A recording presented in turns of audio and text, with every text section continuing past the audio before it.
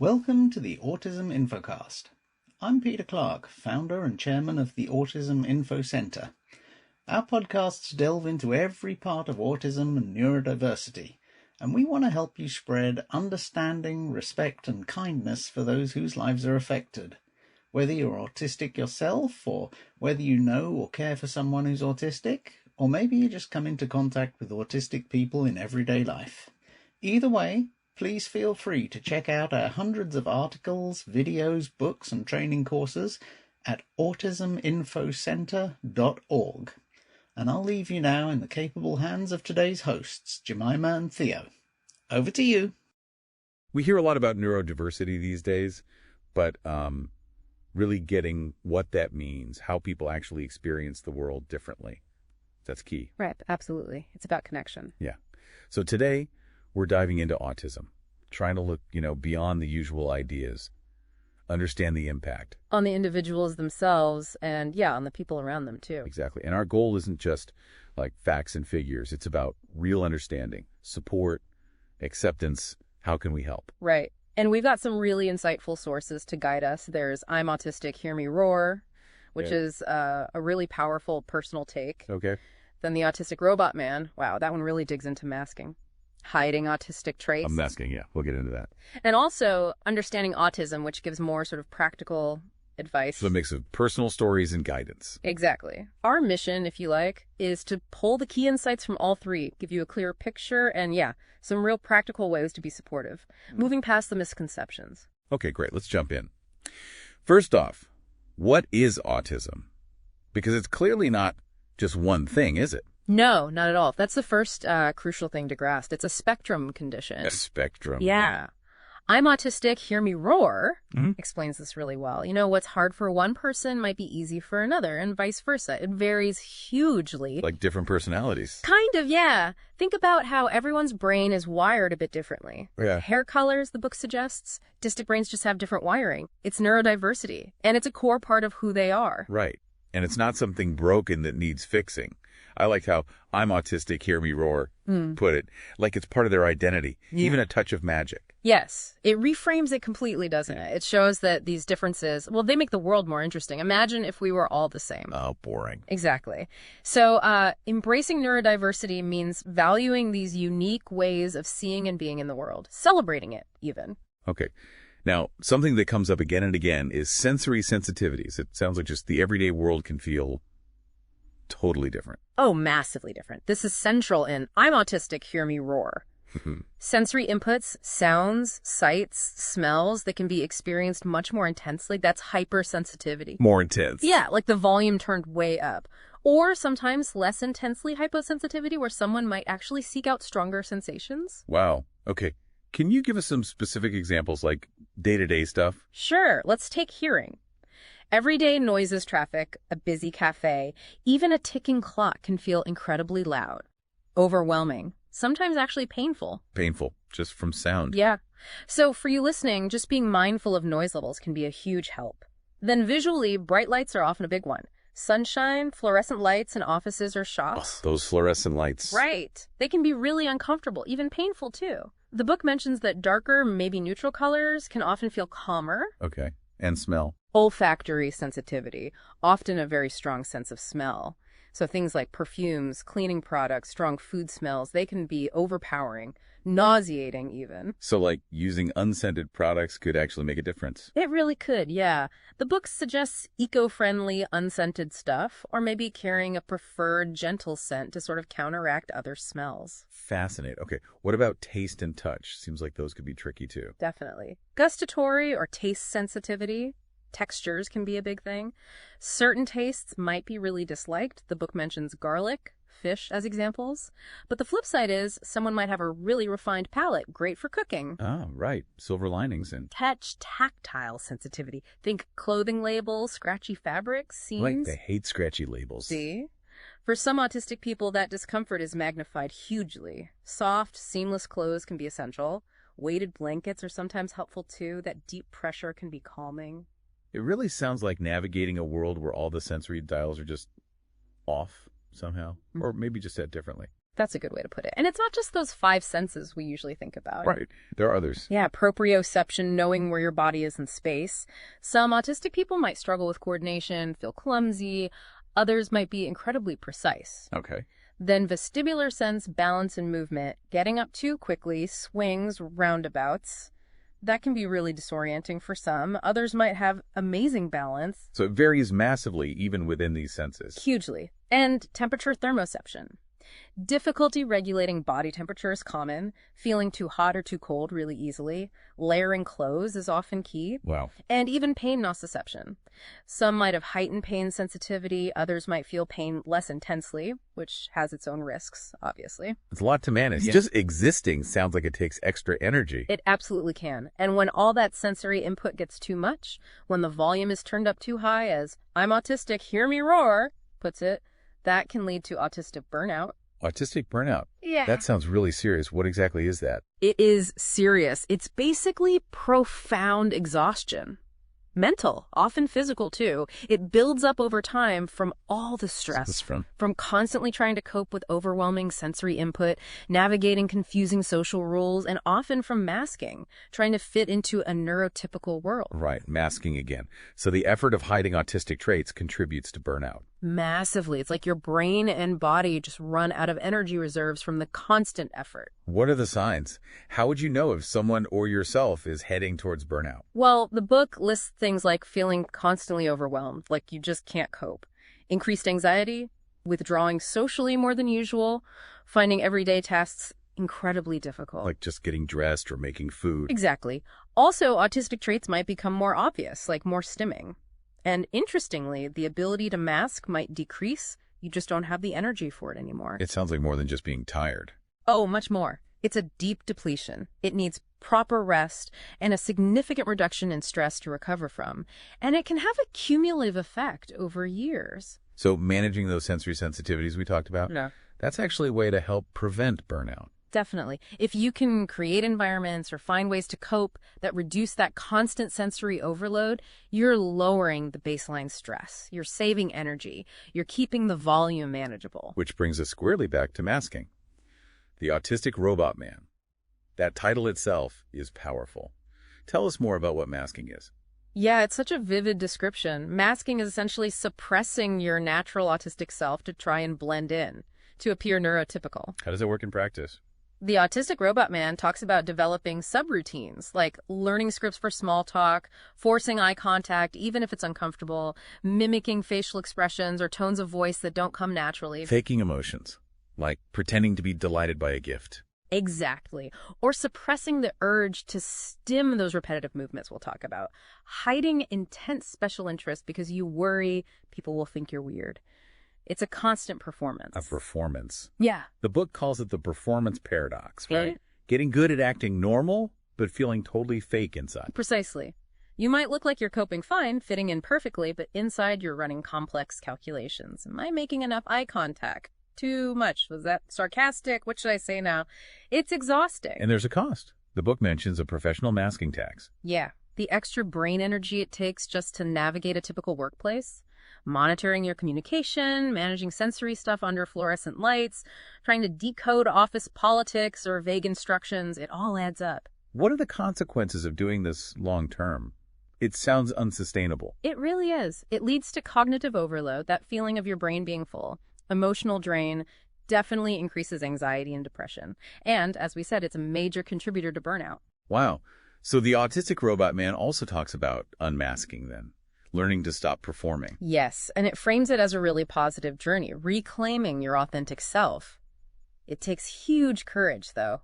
How would someone even start if they've been masking for years? The book suggests small steps, maybe allowing yourself a genuine reaction instead of a forced smile, stimming privately at first, maybe fidgeting more openly later, opting out of small talk sometimes. Asking for clarity. Yes, saying, sorry, I didn't get that joke, or could you be more specific? Yeah. Respecting your own need for personal space, not forcing hugs if they feel wrong. It's about self-acceptance, really. Okay, let's shift to communication itself.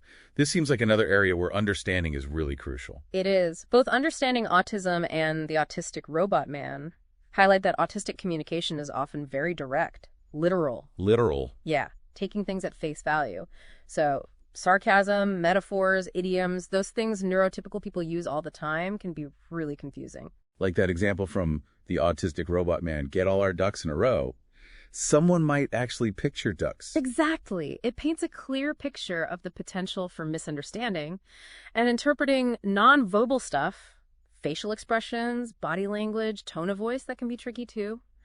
Knowing the unwritten rules of conversation, like when it's your turn to speak. So conversations can be hard work to follow. They can be. And sometimes there's a processing delay. Someone might need a bit more time to take in what was said and figure out a response. Patience is just so important. And the autistic robot man also mentioned the effort going the other way. Autistic people trying to make their communication understood by neurotypicals. Right. Consciously thinking about tone, directness, maybe choosing simpler words. It's another layer of effort, more potential for exhaustion. Okay. Now, you mentioned stimming earlier. Let's unpack that. What is it exactly? Stimming stands for self-stimulatory behavior. Basically, repetitive movements or sounds. Like hand flapping. That's a common example, yes. Or rocking, spinning, pacing. Sometimes it's verbal, like repeating words or phrases. That's called echolalia. Or maybe fiddling with an object, lining things up. And why do people do it? Is it a bad habit? Not at all. That's a key misunderstanding. Understanding autism explains it's usually functional. It can be self-soothing, a way to calm anxiety. It can help manage overwhelming sensory input, either blocking it out or providing needed input. It helps regulate emotions. So it's actually a coping mechanism. Often, yes, a helpful one. So unless it's genuinely harmful, it's usually best to just accept it. Okay. That's really important to know. Then there are special interests, sometimes called obsessions, but the sources frame it differently, right? Very differently. I'm autistic, hear me roar, really champions them. They're areas of intense passion and focus, things autistic people can get incredibly knowledgeable about. Like dinosaurs or trains or anything, really. Anything. Music, coding, history, a particular author, complex systems. The key is the depth of interest and the joy it brings. It's often way beyond a casual hobby. The book calls it a superpower sometimes. A superpower? How so? Because that intense focus can lead to amazing skills, incredible attention to detail, seeing patterns others miss, deep expertise, and often a real commitment to accuracy and honesty within that interest. That sounds really valuable. It is, and the book encourages everyone, really, to think about their own deep interests. What do you love learning about? What could you talk about for hours? Making time for those things is important for well-being. So these interests aren't necessarily isolating. They can be a bridge. Absolutely. They can be fantastic ways to connect with others who share that passion. They can lead to hobbies, friendships, even careers. It's about finding your tribe. Okay. Another thing mentioned is rules and routines. Why are they often so important? Predictability. Structure. In a world that can feel chaotic and overwhelming, especially sensorially and socially, having clear rules and routines makes things feel safer, calmer, less anxiety-provoking. So knowing what's going to happen next is comforting. Exactly. I'm autistic, hear me roar, and understanding autism both stress this. That's why unexpected changes, a canceled plan, a detour on the way home, can be genuinely distressing. Not just annoying, but really upsetting. What helps when routines do get broken? Because life happens, right? Yeah, coping strategies are needed. The book suggests things like, first, just acknowledge the feeling it's okay to be upset or anxious. Try to understand why the change happened, if possible, and focus on what can still be controlled within the new situation. Finding some predictability within the change. Kind of, yeah. And visual schedules can be amazing. Pictures, lists, timelines showing what is happening. Breaking big, unexpected tasks into smaller, clearer steps helps too. Makes it feel less overwhelming. Okay, so hearing all this, the sensory experiences, the communication styles, masking, the need for routine. It really paints a picture of how different navigating the world can be. It really does. And it highlights why understanding and support from everyone else, the neurotypical majority, is just so vital. And it's not about pity, right? It's about recognizing strengths, too. Absolutely. Understanding autism points out strengths like attention to detail, logical thinking, honesty, unique perspectives. The difficulties often arise because the world isn't set up with autistic needs in mind. And the sources also mentioned higher risks for things like depression. Yes, sadly. The constant stress, the feeling of not fitting in, the communication barriers, it takes a toll on mental health. which makes support even more critical. So let's get really practical. What can ordinary people, friends, family, colleagues, even strangers, do to be more understanding and supportive? Okay, lots of things, big and small. Communication is a big one. Use clear, direct language. Try to avoid sarcasm, irony, idioms unless you're sure they'll be understood. Be literal. Pretty much, yeah. And be patient. Allow that processing time we talked about. Maybe check understanding. Does that make sense? Use simple words. Avoid ambiguity. Okay. Clear and patient communication. What about the environment? Be mindful of those sensory sensitivities. Can you turn down the music? Dim the lights. Avoid wearing strong perfume if you know it bothers someone. Offer a quiet space if things get overwhelming. Small adjustments can mean a lot. Right. Basic consideration, really. It is, and fundamentally respect. Avoid stereotypes. Yeah. Don't judge stimming. Remember, it's often functional. Respect the need for routines. Just be kind. Be patient. And social situations. Understand that starting or keeping conversations going might be hard. Maybe offer structured ways to interact, especially around shared interests. Like, instead of just hanging out, maybe suggest playing a specific board game or discussing a shared hobby. And respect if someone needs space or prefers less interaction. So creating opportunities but not forcing it. Exactly. It's about inclusion. Actively thinking. Yeah. How can we make this event, this workplace, this community group more welcoming and accessible? Maybe adapting activities slightly, challenging those negative stereotypes when you hear them. And just listening. Yes. Empathetic listening. Try to understand their perspective. Learn from autistic people. Read their blogs. Follow autistic advocates online. Educate yourself. It sounds like systemic change is needed too, beyond individual actions. Definitely. Advocating for inclusive policies in schools, workplaces, healthcare, pushing for neurodiversity training, making accessibility more than just ramps. Speaking of healthcare, the sources mention specific challenges there. Yeah, hospitals and clinics can be sensory nightmares. Busy, noisy, bright, lots of confusing instructions. I'm autistic, hear me roar, introduces the idea of a hospital passport. A hospital passport, what's that? It's basically a document the autistic person prepares beforehand.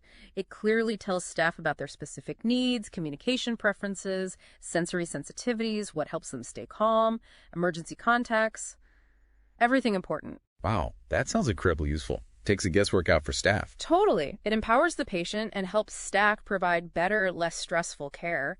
Something definitely worth looking into if you or someone you support might need hospital care. Great tip. What about making friends? That can be hard for anyone, but maybe especially so with communication differences. True. I'm autistic, hear me roar, suggests leaning into those special interests again. Find people who love what you love.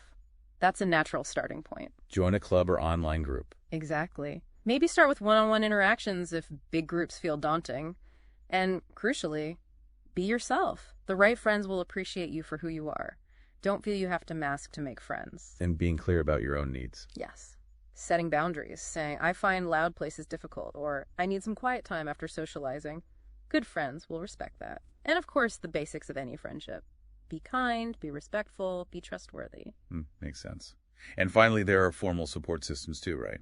Yes, the sources mention various supports. Family and friends are often the first line, but also teachers, support workers, GPs, therapists, counselors, psychiatrists, and advocates, people who can help speak up for your needs if you find that difficult.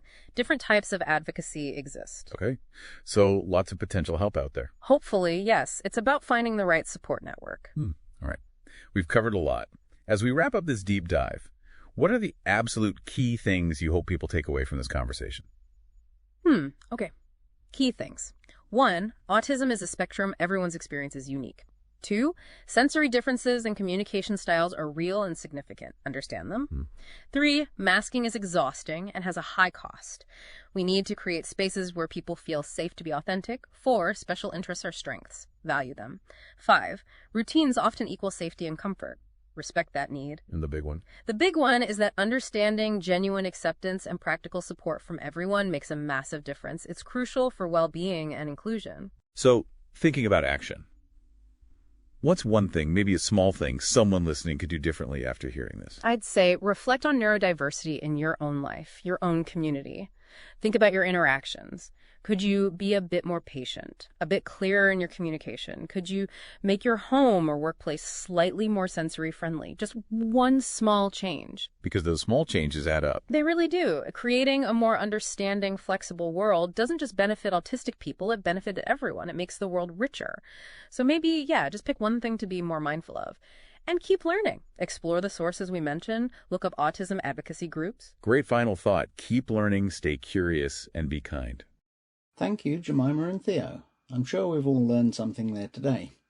Don't forget to visit autisminfocenter.org to hear our other episodes, browse our library of articles, see our inspiring range of books, watch our videos about autism and neurodiversity, and find out about training courses that can help you or your organization make the world a safer, happier, and more meaningful place for us all.